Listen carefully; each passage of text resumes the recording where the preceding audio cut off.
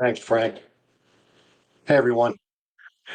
I was having a conversation with Frank and John, and we were discussing the new Institute's digital transformation readiness tool for that we're offering. And change management came up and talking about the framework on how to determine if your company's ready for your digital transformation initiatives.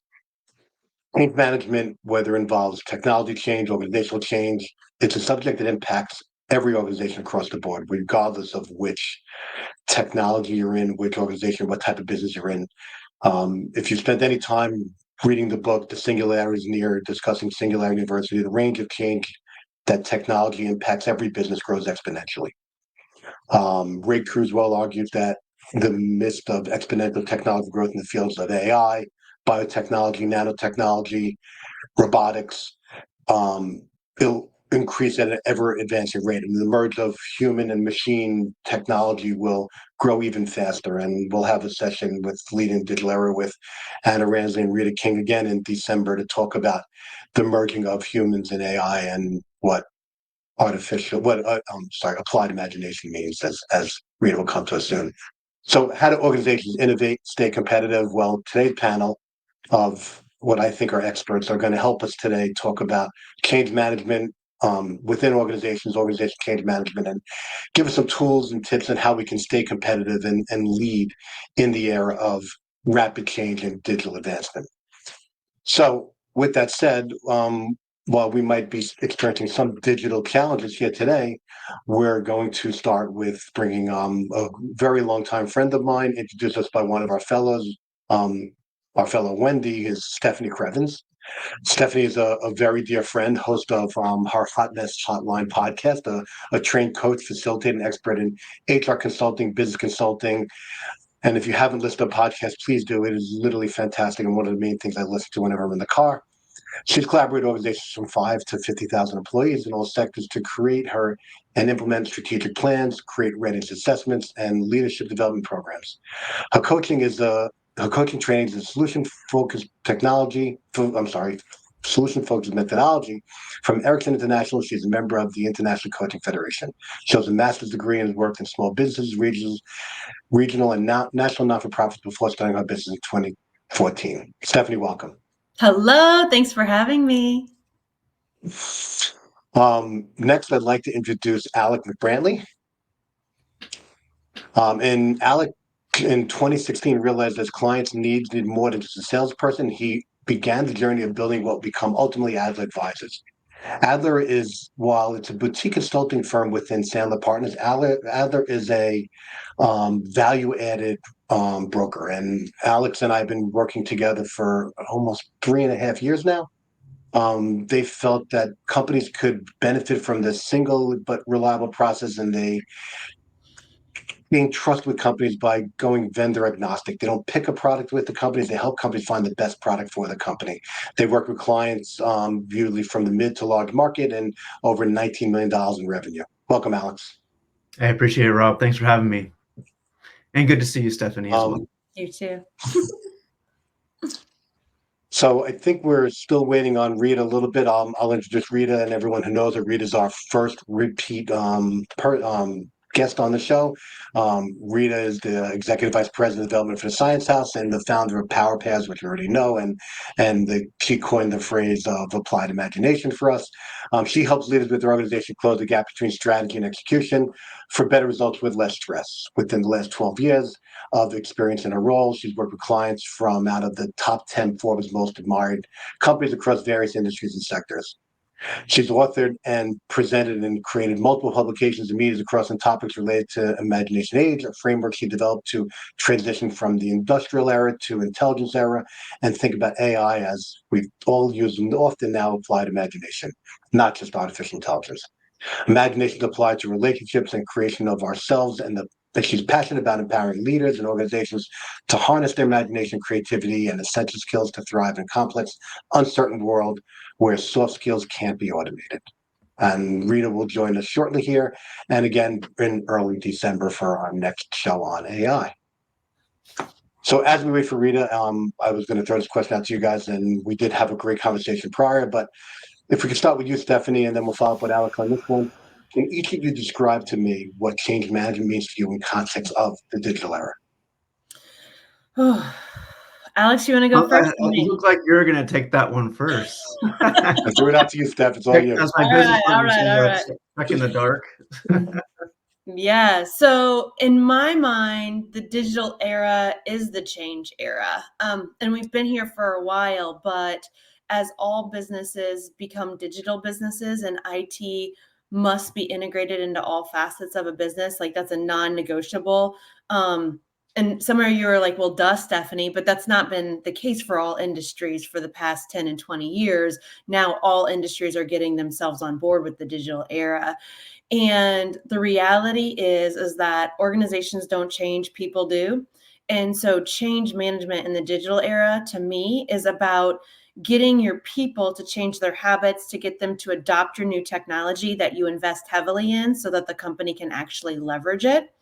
And individuals are responsible for engaging themselves in the change versus company leaders, our folks listening in here saying, oh, well, we need more engagement plans and we have to do more for them. And we have to do more for them.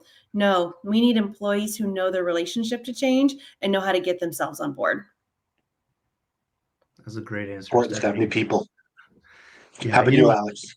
For me, when you say like change in the digital era, what I really see is I think speed, and then I think multi-generational, right? When we talk about change and the changes that we're implementing for clients when they're purchasing technology can change from a Gen Z to a millennial to a boomer on how fast and how easily they can adopt that change.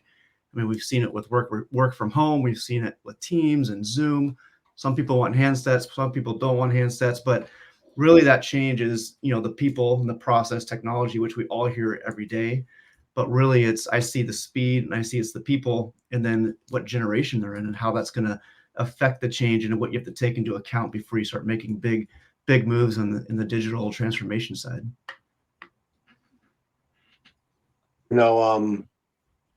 I'm going to go off script for our first question, but both you brought up a good point on people, and Alex, you brought it to the generational thing. And welcome, Rita. So before I ask my question, then thanks for joining us, Rita. I appreciate you getting here. Me too. So I did have an off question, which would have led to my follow-up question to you, Rita. But I'm going to ask you to just, if you wouldn't mind weighing in on our first question, which was, can you explain to me, in the context, what does change management mean to you in the context of the digital era?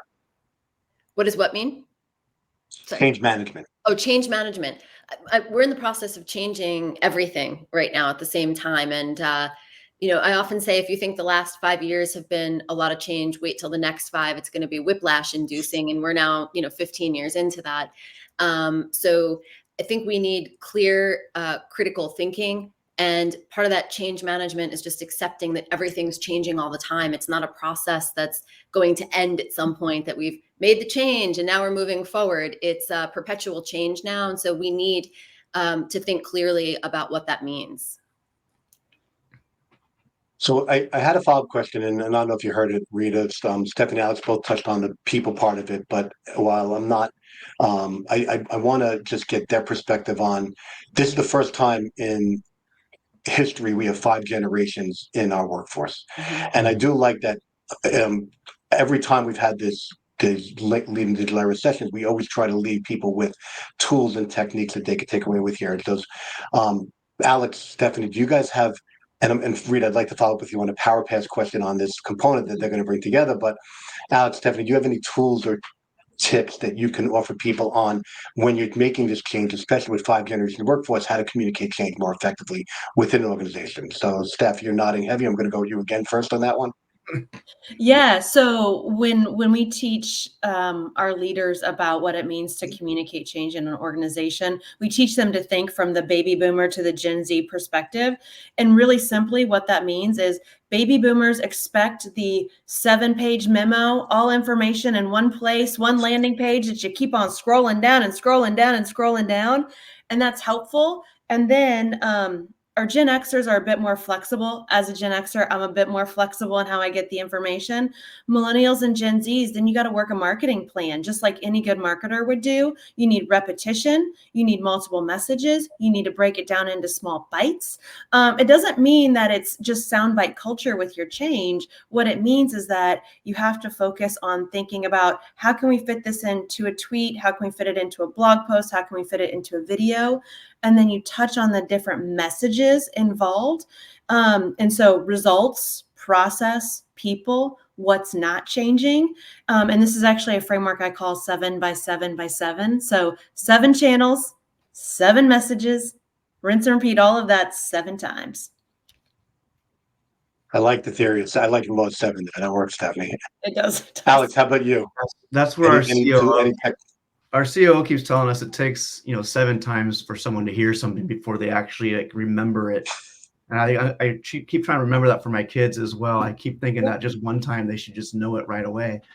As far as training goes, it's tricky, right? Because we've helped implement a lot of different technology in organizations, and the boomers will surprise you with the ones that some people love tech, right? Doesn't really, the generational thing, you can stereotype a little bit, but you're going to have your champions and people that love technology. We all carry the iPhones or Androids. And so it becomes easier to adopt with technology because people have it on a daily basis, where maybe 30 years ago, it was more disparate on who had what types of technology based off of what they do for their job, but everyone has it now. So I think, the training aspect is a big piece of it. And it's also finding your champions within, maybe even in those groups of people in your organization.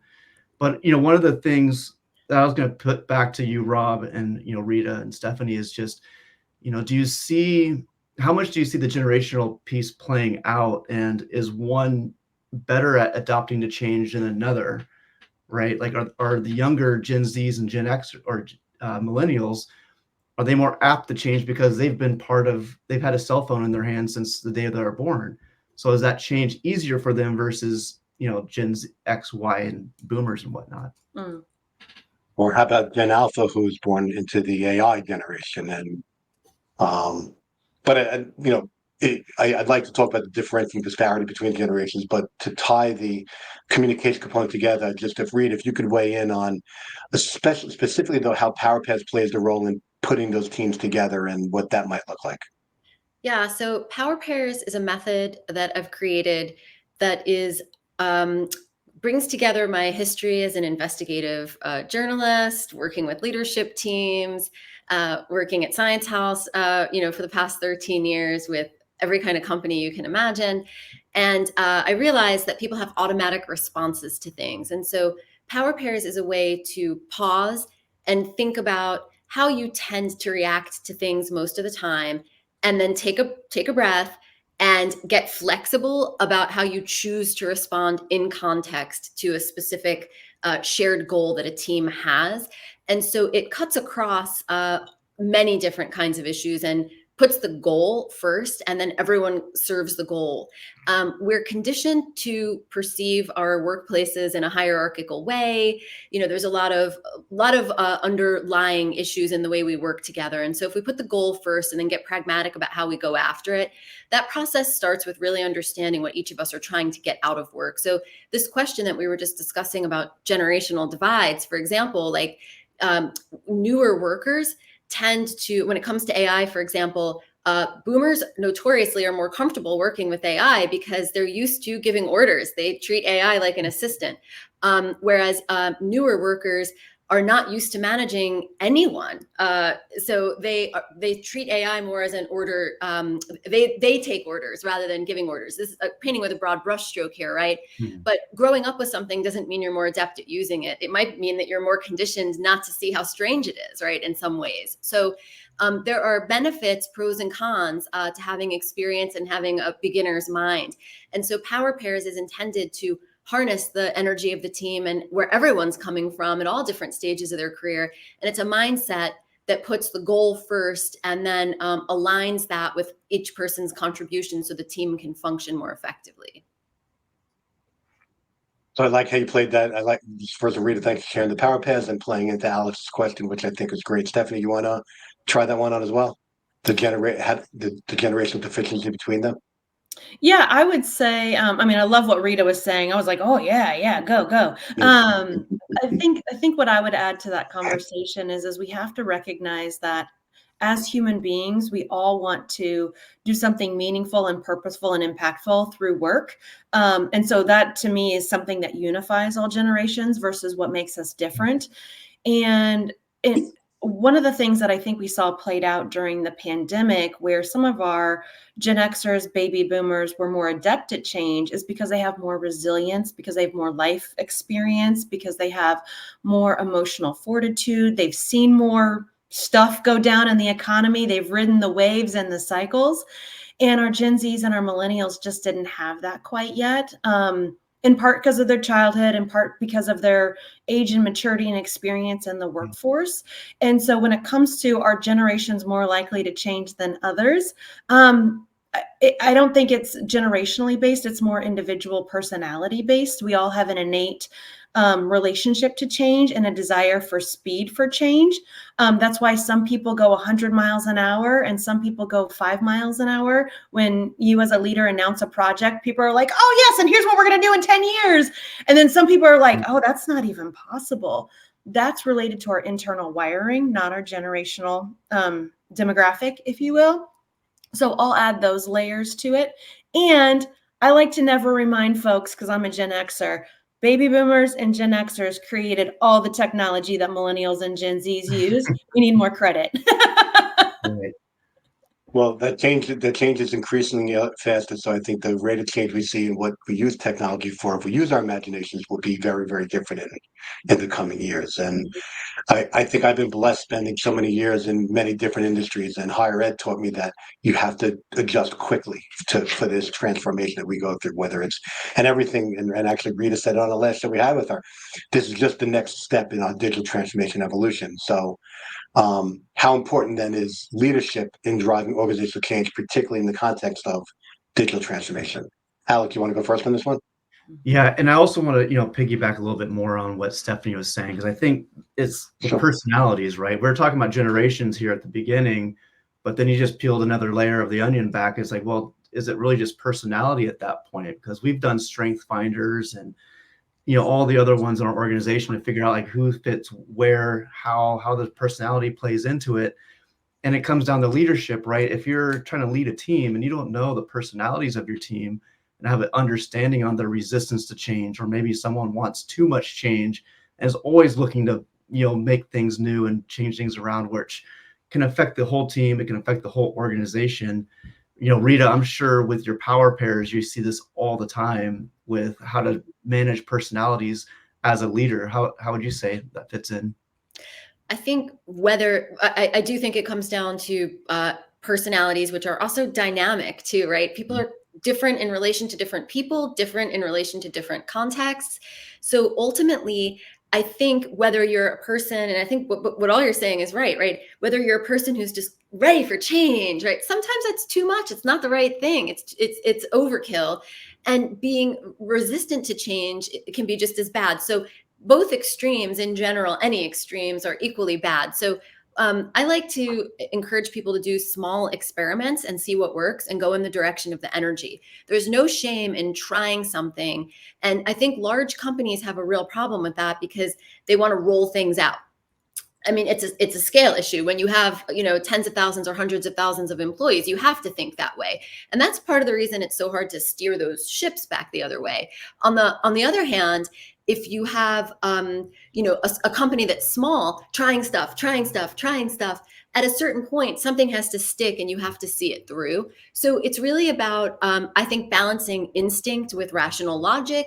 It's about balancing facts and feelings. It's just really a balancing act. And we happen to live in a society at this point in history where everything's getting increasingly polarized and algorithms aren't helping, swiping and clicking. And if you don't like something, just swipe it away and keep moving on. Real life is filled with friction that we have to actually deal with. And so I think slowing down to speed up, small experiments, giving yourself space to actually balance, emotion and facts and, instinct and data. We're not great at that.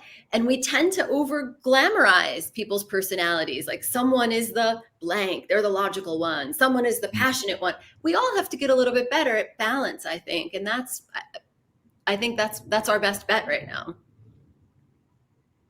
I think the balance is absolutely the best bet, especially in this in the rapid change we're having here.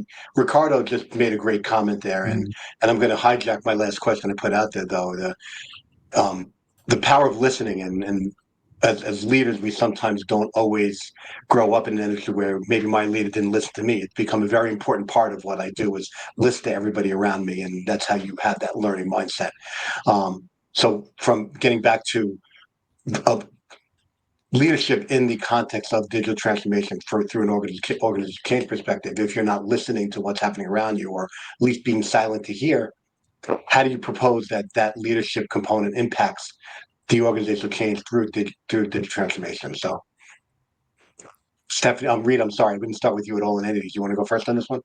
Sure. I think we need to get better also at listening to ourselves. It's listening to other people, facing reality, right? We're an increasingly nebulous reality made of components that aren't very tangible, right? Things are very nebulous. And again, that's where intuition and instinct come in. And I think traditionally we've viewed these, intuition. Where's the role of intuition for a serious leader? I think you cannot be a serious leader in this time period unless you learn to trust your intuition, because when things are changing and something doesn't feel right, it's only going to keep accelerating in that direction. So stop, take a breath, and allow yourself to feel something and ask yourself why you're feeling it, right?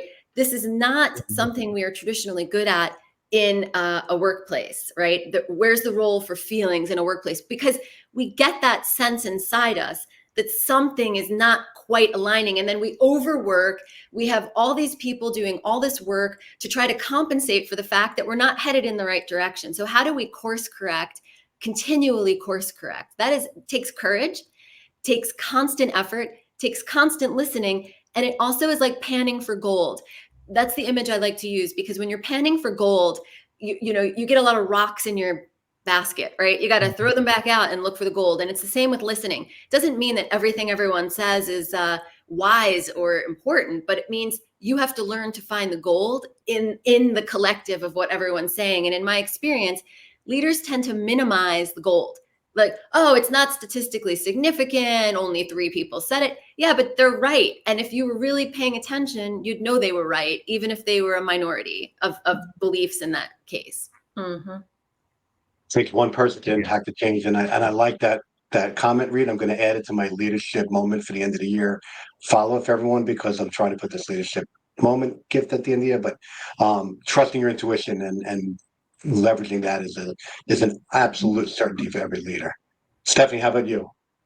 Oh gosh, I think I'm gonna piggyback off of that. Oh, sorry for using a piece of jargon there, but basically what Rita's comment made me think about was when I interview my podcast guests on the Hot Mess Hotline, and they're talking about big transformative change that they're trying to lead their people through, and I ask, where does that come from? And almost universally they say it comes from intuition.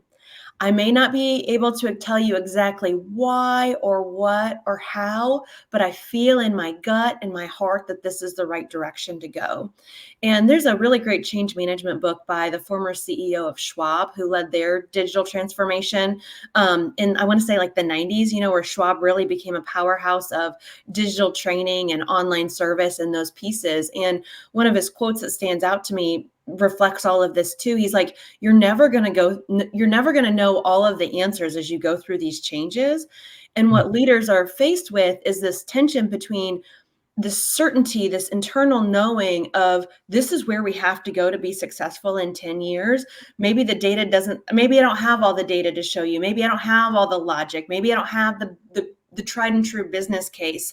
But meanwhile, they've got the tension of their employees coming to them going, well, how do you know this is true? And what's the plan? And what exactly do you want me to do right now? And they're seeking this certain kind of clarity and certainty that's not possible through a huge transformative effort. And so there's an element of trust that has to hold that team together, that has to be the glue to say, okay, we kind of know we're going from New York to California, and we think we'll be in Southern California by the time we get there. Like, we'll be pretty close to that, but it might take us 3 weeks, and it might take us 3 months. And some of you are going to travel by plane, and some of you are going to travel by car, and some of you are going to try and walk all the way. But this is where we're going. And I need you to trust that when we get there, this is the right place, and use that as a way to keep going, trialing things, piloting things, the panning for gold. I love that metaphor too. Like, that's really what change is about. It's not about having the perfect plan and the absolute crystallized perfect vision. That is not how transformation happens. No, it's a million little decisions on the way too. I love what you said about from New York to California, because your car might break down in Albuquerque, which happened to me one time, and I stayed in Albuquerque for a year. Yep. So you don't know what's going to happen along the way, and you have to. That intuition has to be paired with an ability to take action in each moment. And you may not be right, but you can keep course correcting. And I think that leaders are used to being perceived as right. And also these huge transformation efforts, it's an imagination exercise. We don't know what's going to happen on the other side, but we know we have now, and we know we can make the best decision we can with available information now. And that discomfort with uncertainty is what holds most people back most of the time. Preach, Rita, preach. Yes. I think everybody wants to end up in Southern California is what I'm hearing. Run away, Alex. Other side. We're coming, Alex. But yeah, I mean, you talk about intuition a lot, and change has always been around. Obviously, we all know that. In the digital era, I think what happens now is that we talked about the speed of change. We talk about intuition, which I feel is like intuition comes with experience, comes with age, like we were talking about earlier, with the an older generation that has the experience and has been through changes. And just because it's in this digital era, it's not like we haven't been through change before. Technology's always been changing industry. Now it's just more blinking lights than it was before. But I like the intuition piece and being able to listen to your team, gain that experience, and then that's going to help guide you in any of these changes that you're making, that people have been making for millennia. And now it's just being able to do that better. And we have the tools now to teach people, whether it's video, whether it's reading, whether showing them something. And just like in school, I'll bring it back to my kids on how everybody learns differently. And now in the digital era, we have so many platforms that they can learn from, so that they can choose which one is best for them. And you can, as a leader, then be able to present that to your team and say, hey, you're an auditory learner. Oh, you like to see things? Like, here's 2 different things where you can go learn, and how we can get this project done so it fits everybody's learning style too. I think learning is so important. If I could just jump in on that for a second too, because so many of us are afraid to look foolish, or afraid to look like we failed, or afraid to look like we don't know what we're doing. Who knows what they're doing? I mean, yes, there are domain specific. Nobody knows what they're doing. That's the secret to all of this.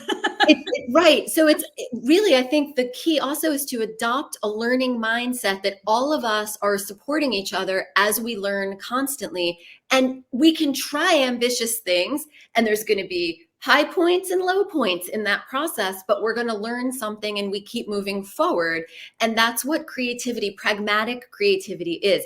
You learned something today, you can keep applying it, and take a moment to teach it to someone else in a way that they want to learn, not lecturing them, not dragging them to it, but making it fun for us to learn from each other. Because we're pioneers on the frontier right now. Nobody in the history of humanity has ever been faced with what we're faced with now, and increasingly will be faced with as these algorithms start dictating more and more of the choices we make, and we think it's us, right? So really, we're in uncharted territory, and I think we need to connect as humans, and take a breath and understand that, like, there is no failure. I mean, yes, sometimes people make horrible, colossal mistakes. Got it, right? But and other times people succeed wildly. Never happens in a vacuum. It always happens in a group. So I think it's okay to get more experimental and live with the results. Yeah.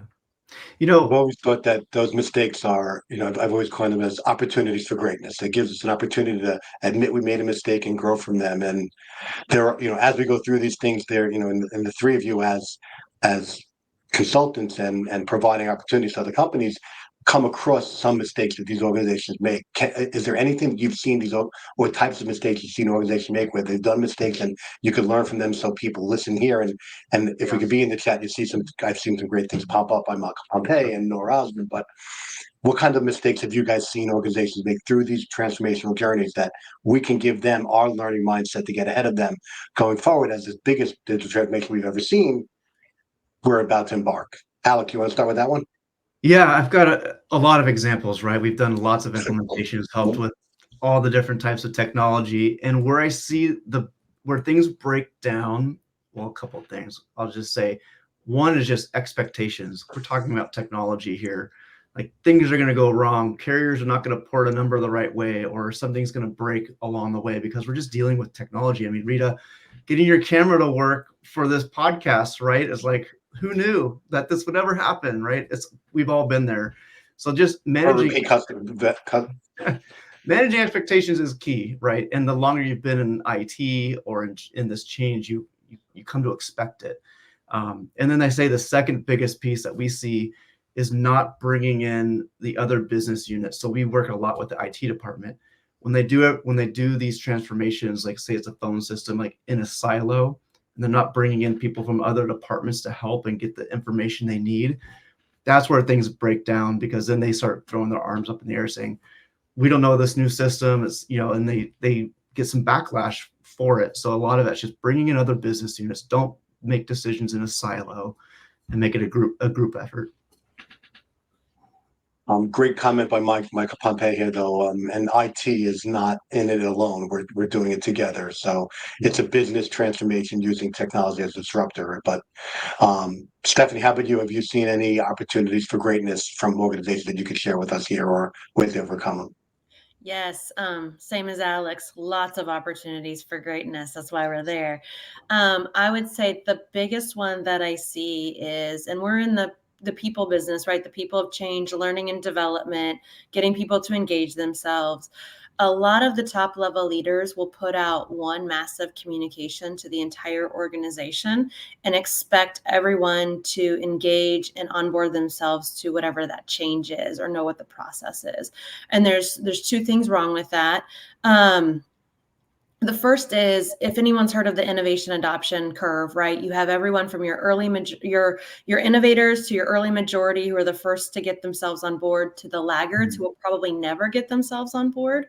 And what happens when you release that one massive communication is that the loudest voices are your late majority and your laggards, and they tend to stall your change because they create a lot of unnecessary emotion. And then the leaders feel really paralyzed in what to do. And so then they kind of like throw their hands up and they're like, everyone hates change. No one wants to change, when they're talking to the wrong demographic and they're listening to the wrong voice. Doesn't mean that there's not feedback there, but they need to work that piloted process where they get their innovators on board, then their early adopters, then their early majority. And oftentimes the laggards will take care of themselves and either opt out of the change, opt out of the organization so they can go find their place to make a difference. And the late majority will get themselves on board eventually. So leaders need to have a little bit of patience there. They need to talk to the right audience at the right time. And also, going back to the 7x7x7, one massive communication is never enough to get folks to understand the why, the what, the how, the when, the where of whatever initiative is coming down the pike. Thanks, Stephanie. Rita, how about you weighing in on this one? I like what Stephanie said about unnecessary emotion. I would say we all have emotions. It's partly just let it arise and fall, let it go, right? The emotions are the emotions, but people can get past it too, right? And I think that I would pinpoint further and say it's a lot of wishful thinking. Some people wishing the change wasn't happening, other people wishing the change was happening faster. But in the end, you have to be realistic about people and work. And these thinking of these things as huge changes, then what ends up happening is a lot of times leaders miss their opportunity to be cross-functional, like Alex was saying. And then once they miss that opportunity, they rapidly overcompensate by taking advice from, let's face it, like large consultancies, frankly, very often recommending products that they're selling, or, reorgs that's their new thing. And then they do all that. And then 2 years down the road, it didn't work. But it's like, again, stop, think critically about the problem. A major mistake is not taking the time to think through in the beginning what the problem is that you're trying to solve, because there are many solutions to the wrong problems and they are extremely expensive, and it's often overkill. We saw this when crypto became popular, and all of a sudden every company was going to solve their problems with Bitcoin. It's like, you're describing a problem you could have solved much more simply without Bitcoin. Like, what do you, but you didn't. So why are you, going to this overkill to solve a problem? And there's no limit to how complex you can make technology either. So these are not technology problems. These are problem-solving problems. You solve the problem first, and then you find a way to implement technology and workflow that's rational. And then you make sure people are okay while they're doing the work. And then the final thing I would say is, I was a humanities major, and there is one thing you learn as a humanities major. And you know what that is?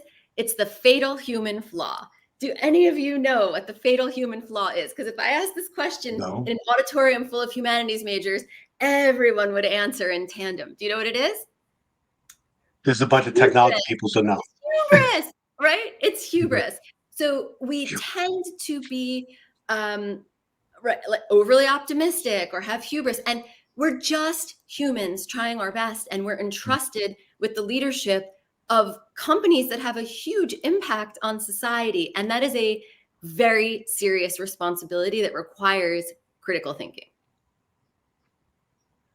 Oh, guys, I appreciate all that, and I think that with that comes the opportunity now to have a team that's going to take you through these changes and building these high performing teams.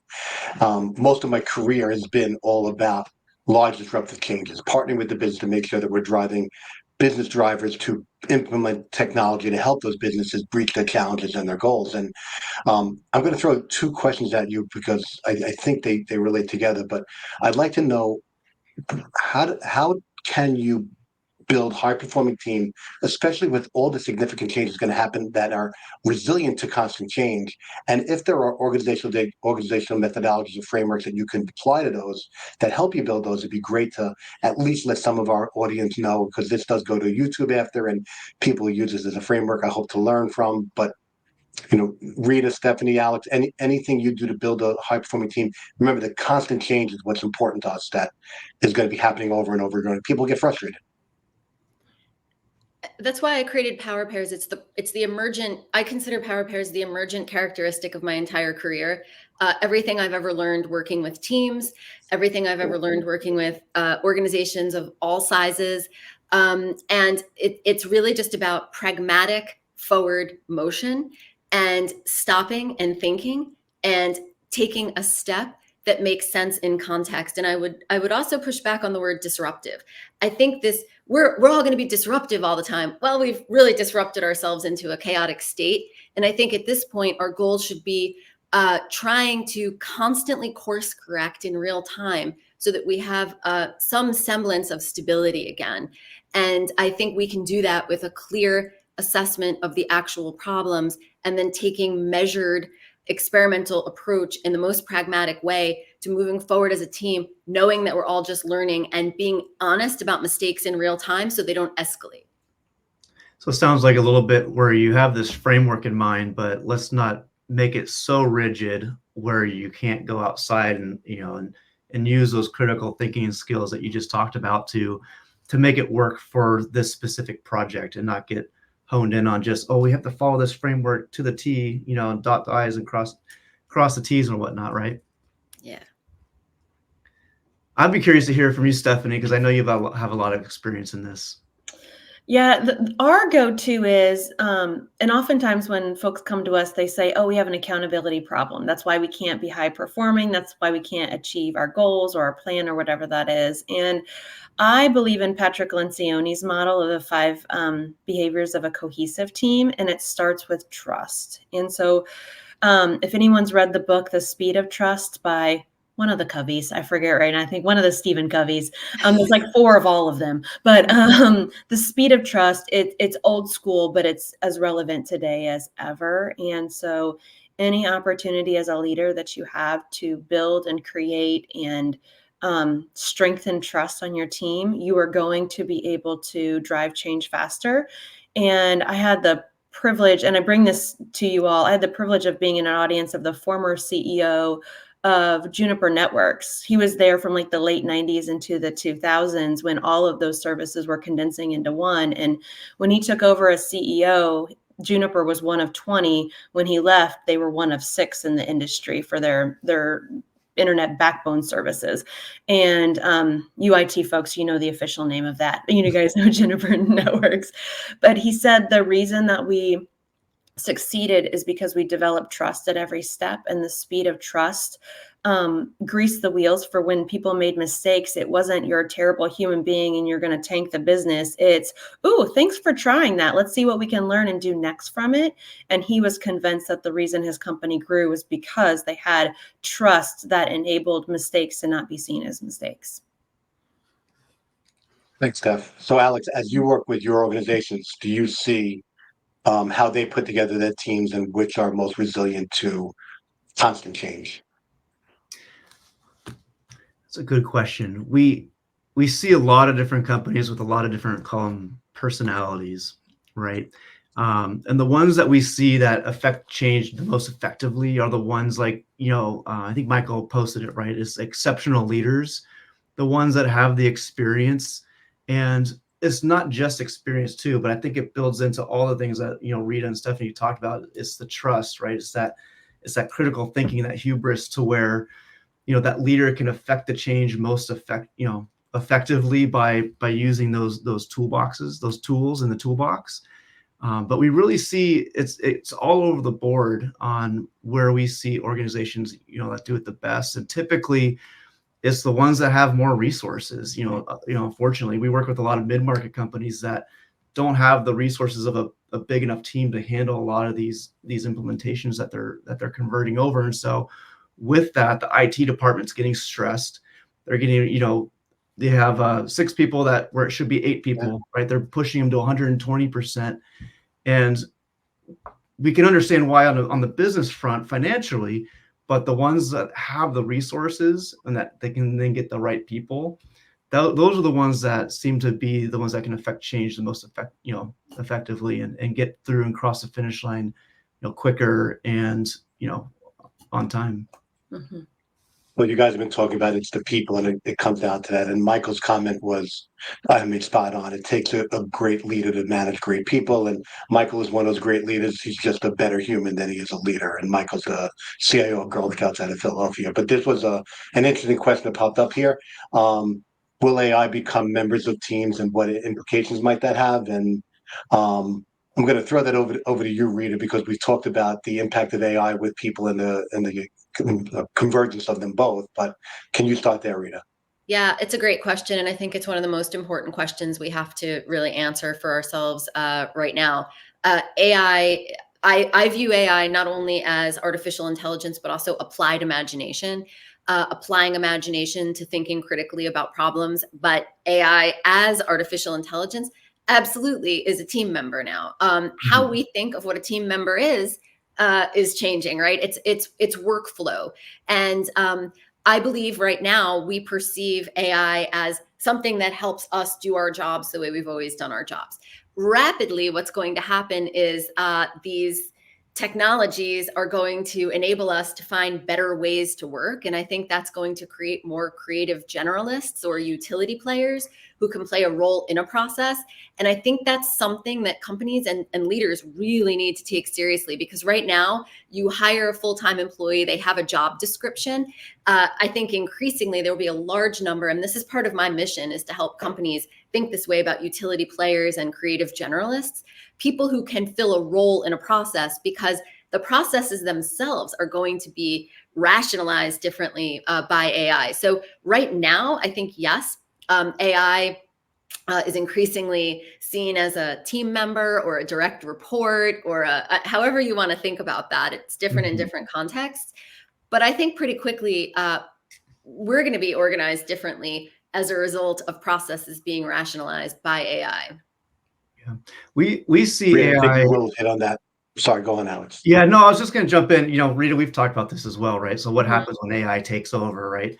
I think the critical thinking piece is the key, making sure that your human team members have that ability to critically think, because AI will be taking care of a lot of the easy tasks that you can train it. And we see it a lot in the contact center, where you can't just plug an AI bot or an AI, agent assist just into the system and it's just going to start working right away perfectly. It has to be trained, and you have to have someone training that AI. Now, will it have emotions? No, but it actually it might make it easier to train because you don't have to worry about the human element, but it's definitely a member of the team. You have to treat it as such on the training side of it for sure. And then how the rest of your human members can interact with that team member and leverage its capabilities. Mm-hmm. I think, and as we get to Stephanie and Lisa's question up here is, what do you say to leaders who found using AI on a last show? And when we have another show coming up on the 12th, which we're going to talk about the future of AI and things like AutoGPT, and then potentially following right up with Rita and Anna to go dive more into this exact statement question that was just popped up by Elise, was only those who don't use AI will fail because of AI, and it's a necessary evil, but in a partnership with the people that Rita and Anna and Ramesh had talked about last time. But Stephanie, from your perspective, especially the change component, where does the AI play a role as a team member going forward within the stuff you've seen? I don't disagree with what's been shared. I think I disagree with some of the labels. I do not believe that technology will ever replace human connection and humans working together and some of those things. And so I agree. Like, is it an important part of your workflow? Does it run your processes? Yes. And I'm not as enmeshed in all of this. I just feel very protective of how humans continue to connect with each other as humans, despite the technology and how it evolves. We've known for a long time that connecting on Zoom is not the same thing as humans connecting in person. And it's just a different level. It's not that it's bad or good, it's just different. And there's something about the talk of AI being a team member that makes me very uncomfortable. I see it as a tech resource that enables people to connect more effectively, that allows them to problem solve, to do what humans are truly, truly, truly meant to do. And so I think that's part of and I know there's a ton of nuance to all of this, but that's, I think, the part of what I just heard that I don't agree with, but I see how it will be unbelievably helpful to create more space for humans to connect on what's truly meaningful. The reality is every technological evolution we've had since the dawn of time has statistically created more jobs than it eliminated. And so the future is so bright for what it's going to enable humans to do because of it, not eliminate jobs and eliminate people and all of those things. Like, statistically, that just has never happened in the history of humanity. I think that's the exciting part of AI filling more tasks and workflows and things for our workplaces. Thanks, Stephanie.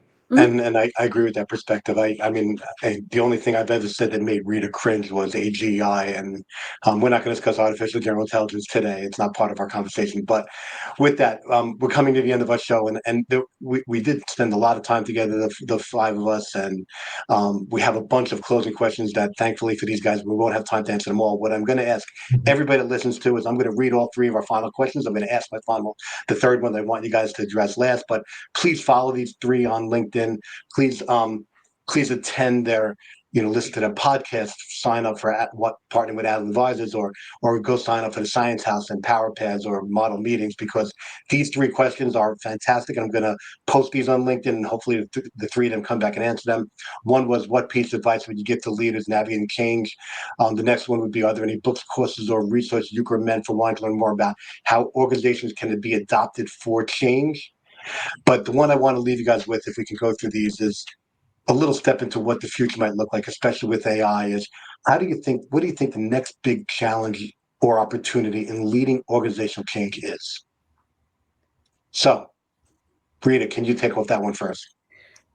The challenge is going to be breaking down the enormity of this change into pieces that can be managed and thinking clearly, because the pendulum swinging, think about vendors and full-time employees, that pendulum, right? And it swings back and forth. Now picture that pendulum being between AI and humans, right? The pendulum isn't going to swing back the other way, the same way.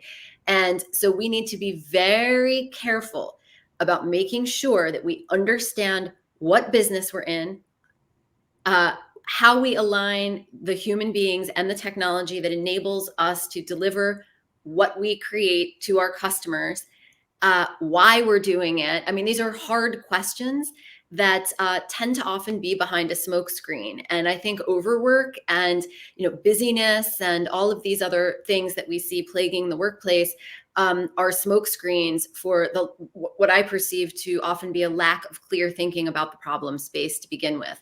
So I think instead of being overwhelmed by the enormity of everything, starting with basics again and asking yourself what the core business is and how to arrange humans and technology to achieve that in the most efficient and beneficial way for humanity. In my opinion, that's something that should be deeply considered, because there's always more than one way to do something. Why not pick the better way?